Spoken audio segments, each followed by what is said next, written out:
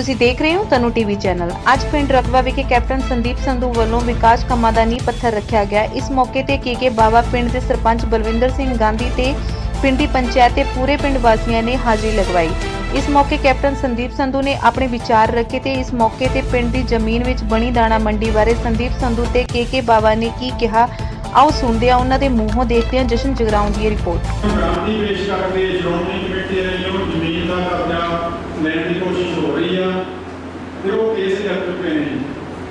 ਉਹ ਸਾਡੀ ਸਾਰੀ ਨਗਰ ਦੀ ਹੱਥ ਖੜੇ ਕਰਕੇ ਬੇਨਤੀ ਕਰੀ ਆ ਸੰਧੂ ਸਾਹਿਬ ਨੂੰ ਕਿ ਸਾਡੀ ਜਿਹੜੀ ਜ਼ਮੀਨ ਆ ਗੁਰਦੁਆਰਾ ਸਾਹਿਬ ਬਾਬਾ ਜੀ ਨੂੰ ਵਾਪਸ ਲਵਾਈ ਜਾਵੇ, ਕਿਉਂਕਿ ਪਹੁੰਚੇ ਹੋਏ ਮਹਾਂਪੁਰਖ ਨੇ ਹਰ ਟਾਈਮ ਲੰਗਰ ਉੱਤੇ ਚੱਲ ਰਿਹਾ।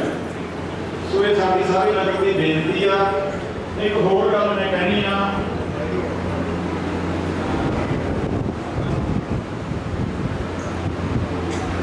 ਸੰਧੂ ਸਾਹਿਬ ਇੱਕ ਗੱਲ ਹੈ ਜੀ, ਮੈਂ ਲੈ ਕੇ ਵੀ ਦਿੱਤਾ ਸੀ।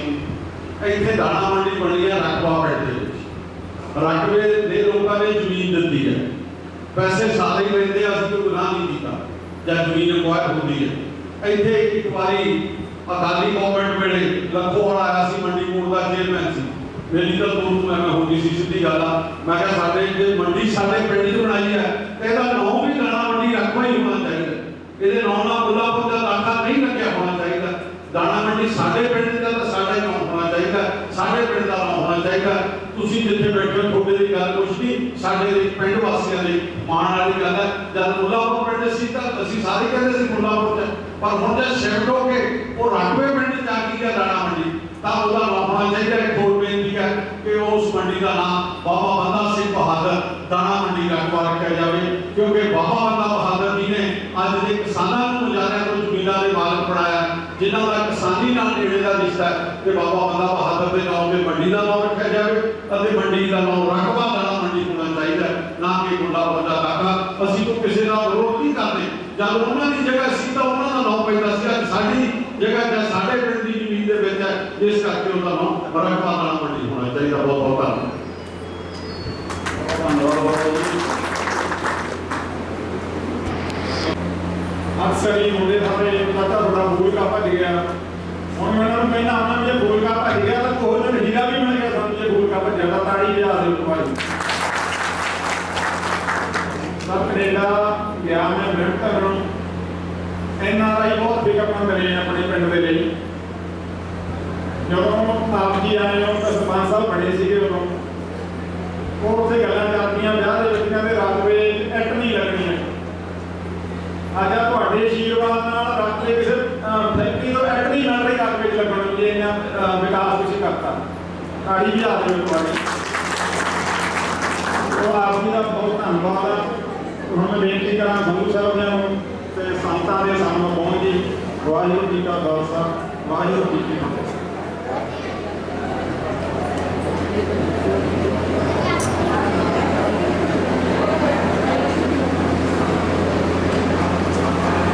ਸਾਡੇ बहुत ही सत्कारयोग और कांग्रेस पार्टी के सीनियर लीडर मौजूदा साडे नेशनल कॉरपोरेशन के चेयरमैन और पार्टी प्रति समाज प्रति जो सेवा वो निभा रहे हैं उसको हमेशा ही मैं बहुत नज़दीक तो देखना है और सत्कार करना है। श्री कृष्ण कुमार बाबा जी साढ़े कांग्रेस पार्टी के सीनियर लीडर सरदार वीके सिंह मुल्लापुर जी, साढ़े ब्लॉक के प्रधान मनप्रीत सिंह सेवाल जी, साढ़े सरपंच साहब।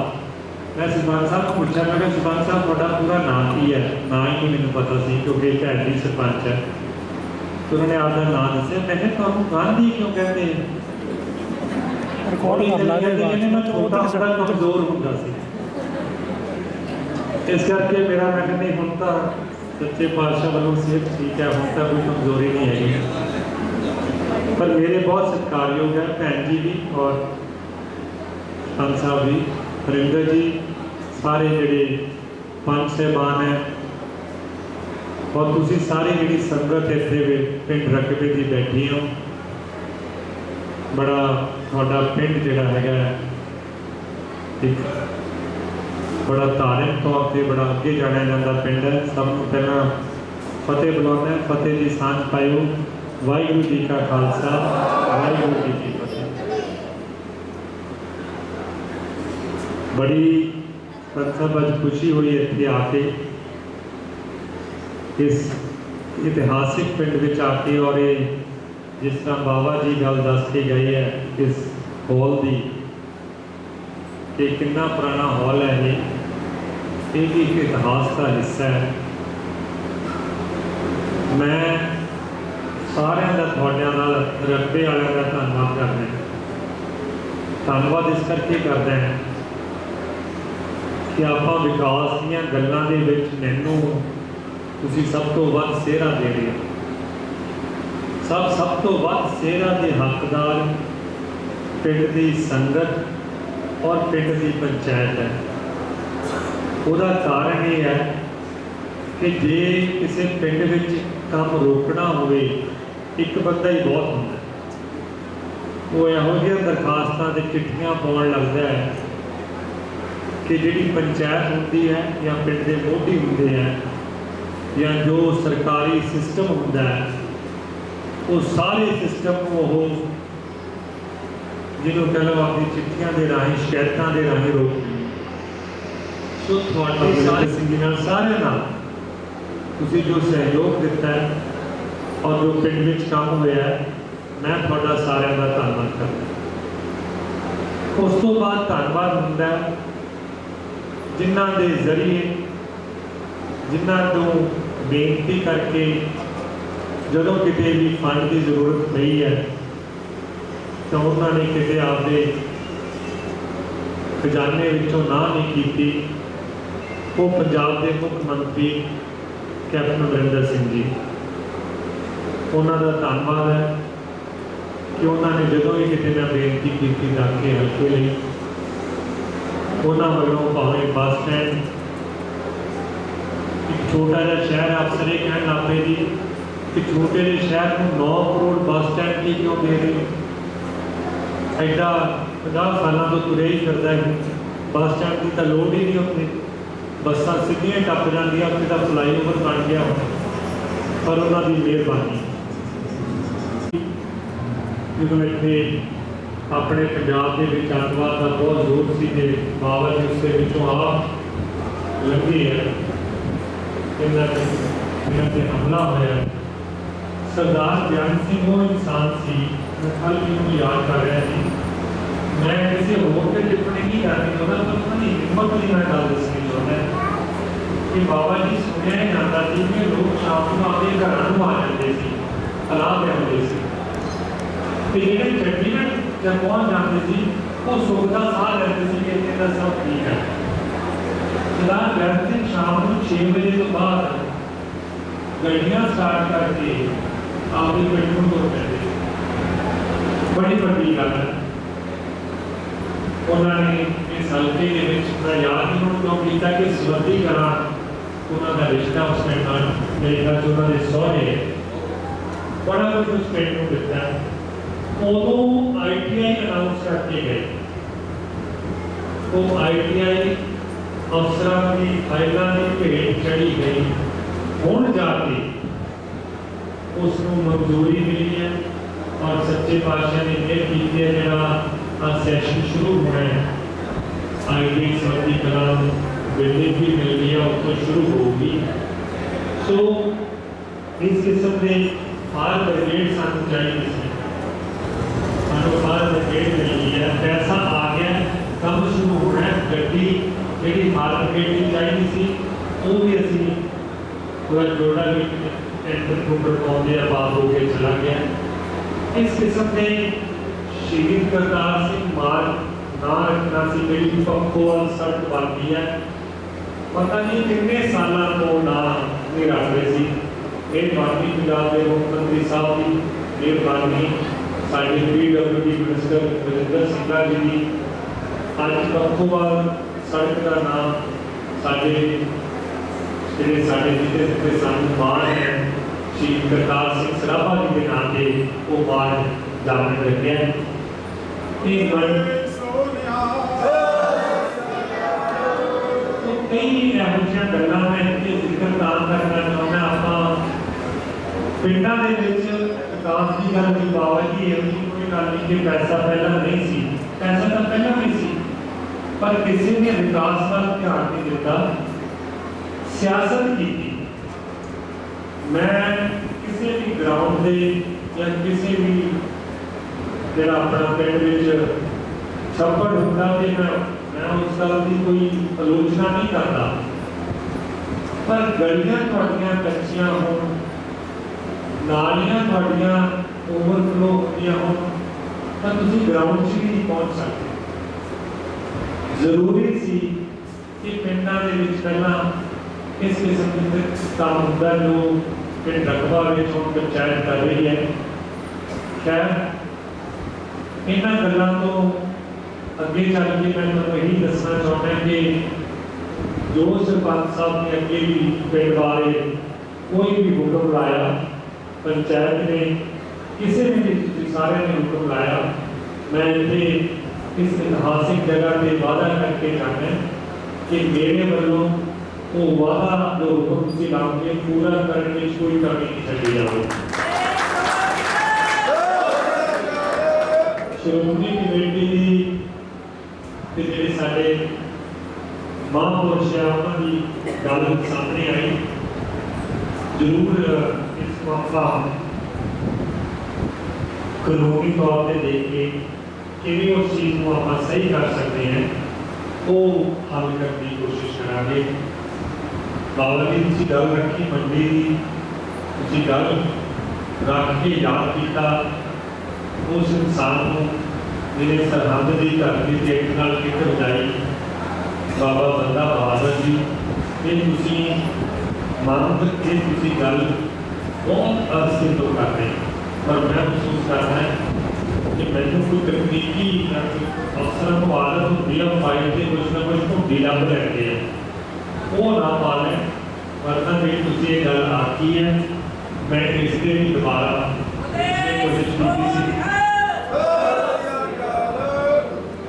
मैं ਤੁਹਾਡਾ ਜਿੱਥੇ ਸਾਰਿਆਂ ਦਾ ਇਸ ਗੱਲ ਤੇ ਧੰਨਵਾਦ ਕਰਦਾ ਹਾਂ ਕਿ ਪਿੰਡ ਰਕਬਾ ਨੇ ਭਾਵੇਂ ਕਰੋਨਾ ਦਾ ਦੌਰ ਹੋਇਆ ਉਹਦੇ ਉਦੋਂ, ਭਾਵੇਂ ਕਿਸਾਨੀ ਸੰਘਰਸ਼ ਚੱਲਿਆ, ਫਿਰ ਅੱਜ ਵੀ ਚੱਲ ਰਿਹਾ, ਭਾਵੇਂ ਉਹ ਹੋਵੇ, ਜੋ ਯੋਗਦਾਨ ਇਸ ਇਤਿਹਾਸਿਕ ਪਿੰਡ ਨੇ ਪਾਇਆ, ਤੁਹਾਡਾ ਸਾਰਿਆਂ ਦਾ ਮੈਂ ਜਿੱਥੇ ਧੰਨਵਾਦ ਕਰਦਾ ਉੱਥੇ ਤੁਹਾਨੂੰ ਵਧਾਈ ਵੀ ਦਿੰਦਾ ਕਿ ਤੁਸੀਂ ਅੱਜ ਵੀ ਉਸ ਦੇ ਵਿੱਚ ਜੋ ਆਪਦੇ ਪਿੰਡ ਵੱਲੋਂ, ਆਪਦੇ ਪਰਿਵਾਰ ਵੱਲੋਂ, ਆਪਦੀ ਪਤਨੀ ਵੱਲੋਂ ਜੋ ਤੁਹਾਨੂੰ ਹੁਕਮ ਲਾਇਆ ਜਾਂਦਾ ਹੈ ਟਾਈਮ ਟੂ ਟਾਈਮ ਤੁਸੀਂ ਸਾਰੇ ਉਸ ਦੇ ਵਿੱਚ ਯੋਗਦਾਨ ਪਾ ਰਹੇ ਹੋ। ਸੱਚੇ ਪਾਤਸ਼ਾਹ ਤੁਹਾਨੂੰ ਇਹੀ ਜਜ਼ਬਾ ਦੇ ਰੱਖੇ, ਤੁਹਾਡੇ ਵਿੱਚ ਇਹੀ ਹਿੰਮਤ ਪਾਈ ਰੱਖੇ ਤਾਂ ਕਿ ਆਪਾਂ ਇਹ ਵਾਲਾ ਮੈਦਾਨ ਵੀ ਫਤਿਹ ਕਰਕੇ ਆਈਏ। ਜਿਹੜੇ ਅੱਜ ਉੱਥੇ ਕਿਤੇ ਗਰਮੀ, ਕਿਤੇ ਸਰਦੀ, ਕਿਤੇ ਬਾਰਿਸ਼, ਕਿਤੇ ਗੰਡੇ, ਸਭ 2 ਦਿਨ ਘਰੋਂ ਬਾਹਰ ਨਹੀਂ ਰਿਹਾ ਜਾਂਦਾ, ਉਹ ਸਾਲ ਹੋ ਚੱਲਿਆ ਉੱਥੇ ਬੈਠੇ ਹੈ। ਕਿਸਾਨ ਪਰਿਵਾਰ ਵੀ ਇਹੋ ਜਿਹੇ ਹੈ ਜਿਨ੍ਹਾਂ ਦੇ ਜੀ, ਜਿਨ੍ਹਾਂ ਦੇ ਬੱਚੇ, ਬਜ਼ੁਰਗ ਉਸ ਸੰਘਰਸ਼ ਨੂੰ ਸਮਰਪਿਤ ਹੋ ਕੇ ਸ਼ਹੀਦ ਹੋ ਚੁੱਕੇ ਹੈ। ਇਸ ਕਰਕੇ ਸਾਡੀ ਉੱਥੇ ਫਤਿਹ ਹੋਣੀ ਬਹੁਤ ਜ਼ਰੂਰੀ ਹੈ। ਇਹੀ ਬੇਨਤੀ ਹੈ ਕਿ ਤੁਸੀਂ ਸਾਰੇ ਜਿਸ ਤਰੀਕੇ ਨਾਲ ਉਸ ਸੰਘਰਸ਼ ਵਿੱਚ ਆਪਦਾ ਯੋਗਦਾਨ ਪਾ ਰਹੇ ਹੋ, ਸਾਥ ਦੇ ਰਹੇ ਹੋ, ਪਾਉਂਦੇ ਰਹੇ ਹੋ, ਇੱਕ ਵਾਰੀ ਫਿਰ ਤੁਸੀਂ ਅੱਜ ਇੱਥੇ ਇਕੱਤਰ ਹੋਏ ਹੋ, ਇਕੱਠੇ ਹੋਏ ਹੋ, ਮੈਨੂੰ ਮੌਕਾ ਦਿੱਤਾ ਹੈ ਤੁਹਾਡੇ ਅੱਗੇ ਖੜੇ ਹੋਣ ਦਾ। मैं आज आपके आप सच्ची कहना है, दिलों कहना है, मैं आपके आप हार के भी जितना इस किस्म का प्यार नहीं मिलता, इस किस्म का सत्कार नहीं मिलता, इस किस्म का जो तुसी मेरे से विश्वास रखा, विश्वास नहीं मिलता। तुसी इतने छोटे समय में मैंने आपके परिवार का हिस्सा बना लिया। बाबा जी मैं इंचार्ज नहीं, जिवें तुसीं इस हल्के की सेवा करते आए हो, मैं भी आपके आप उस तरीके एक वही इंसान मानता है जिन्हें सारी संगत इतने बैठी है और संगत तो वड्डी और कोई चीज़ नहीं होती। संगत विच रह के जिन्हें संगत सेवा करती है, मैं उस तरीके आपके आप को ढालना चाहता है कि जिंदगी का समा है, बड़ा टाइम लग जाता है कई बार हिस्सा बनने का। मेरे से गल्लां जरूर होंगे कि अगर जी जो तुम आखियां कि टैक्सी मांगी के आया, टैक्सी मांगी के चले जाना, पर रब को कोई होर मंजूर सी और अभी तुहाडे परिवार का हिस्सा बन के तुहाडा फैमिली मैंबर बन के क्योंकि तुसीं वो प्यार दिता तुहाडे नाल चल रहे हैं, तुहाडा एहसान बनता है।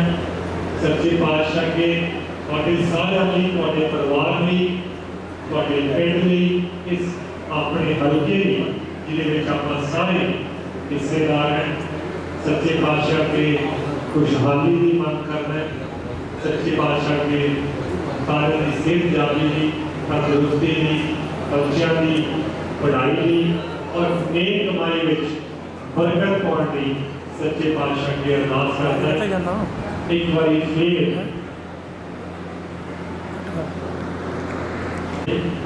मैं महसूस ये करता कि जो कोई चीज़ बन जाए या पास हो जाए उदों बोलो तो स्वाद भी ज़्यादा होता है, लोगों का विश्वास भी बढ़ता है। तो मेरी कोशिश जारी है कि कोशिश कर रहे हैं कि भाई गुरु मेहर भी करूँगा अपने से। और सारा का एक बार फिर तय करो बहुत बहुत धन्यवाद। एक बार फिर फतेह की सांस पाते हैं। वाहिगुरू जी का खालसा, वाहिगुरू जी की